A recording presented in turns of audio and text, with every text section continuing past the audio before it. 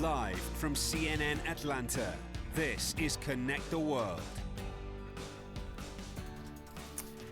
Welcome to Connect the World. I'm Lynda Kinkade, filling in for my colleague Becky Anderson. Good to have you with us.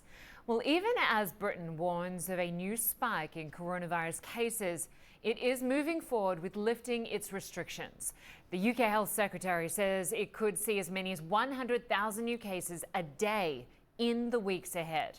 Well, meantime, he has announced that fully vaccinated people who come into contact with someone who tested positive will not have to self-isolate starting from August 19th. Well, England is also scrapping its bubble system for schools. And on Monday, the Prime Minister, Boris Johnson, said England was on track to end its social distancing rules from July 19th. That means yes to nightclubs, yes to unlimited crowds at concerts and sporting events, and no to masks being mandatory. So Freedom Day, as some are calling it, July 19th, or foolishness, CNN's Nina Dos Santos is gauging reaction to Mr. Johnson's announcement in London.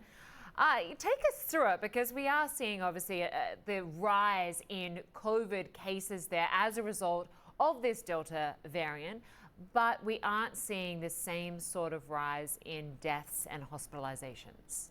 That's the crucial point, and that's the reason why the government, Lynda, feels that it can roll the dice, if you like, and take this sort of calculated gamble with a risk that, yes, this could be a third wave and that they could be loosening restrictions right in the middle of it.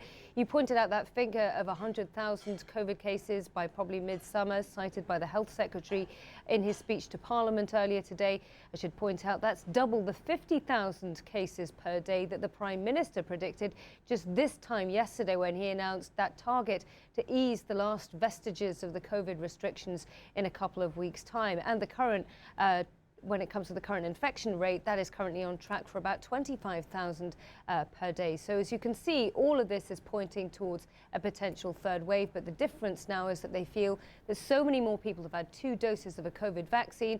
Yes, they might get COVID, but they might not necessarily get very, very sick from it, and they might not necessarily end up in hospital, overwhelming the healthcare system.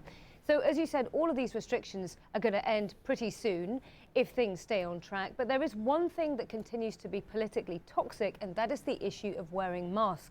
I spoke to the Mayor of London, Sadiq Khan, about this very subject, and he seems to be all in favour of maintaining masks, at least on public transport. Have a listen, Lynda. So we have seen the vaccines weaken the link between the virus and hospitalisation, and the virus leading to deaths, thankfully. But it's still the case that we have the virus amongst us, and that's why I was keen for there to be a continuation of face masks being mandatory in public transport where you can't keep your social distance.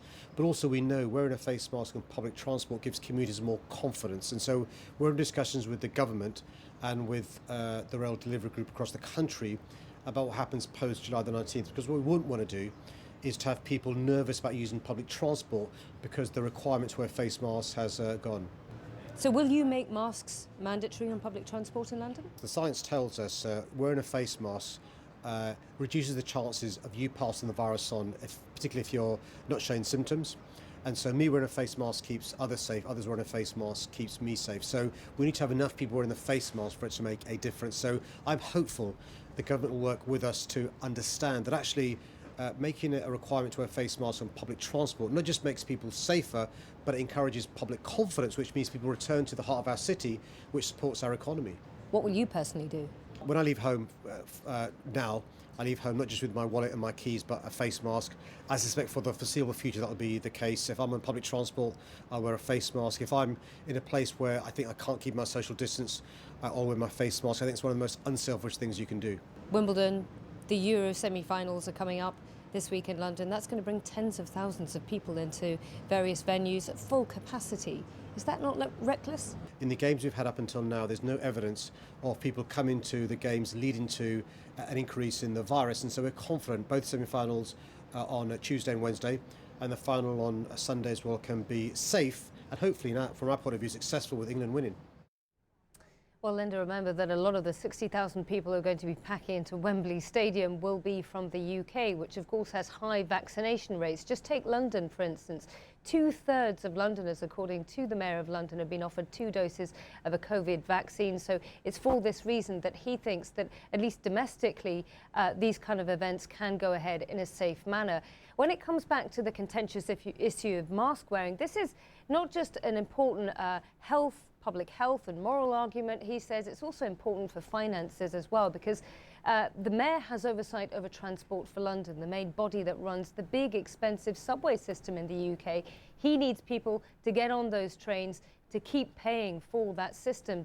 And if people aren't wearing masks, he's very, very worried that people will not use these types of public transport. He's backed up by various figures and polls on this. A recent survey showed that about 65% of Londoners asked said that they would feel far more comfortable if people continued to wear masks in the tube, the subway system, underground system in the UK, in London, and also in shops and various indoor areas. So the issue of mask wearing is not just a political one, but it's also a highly felt personal one across the capital and beyond as well at this point, Lynda.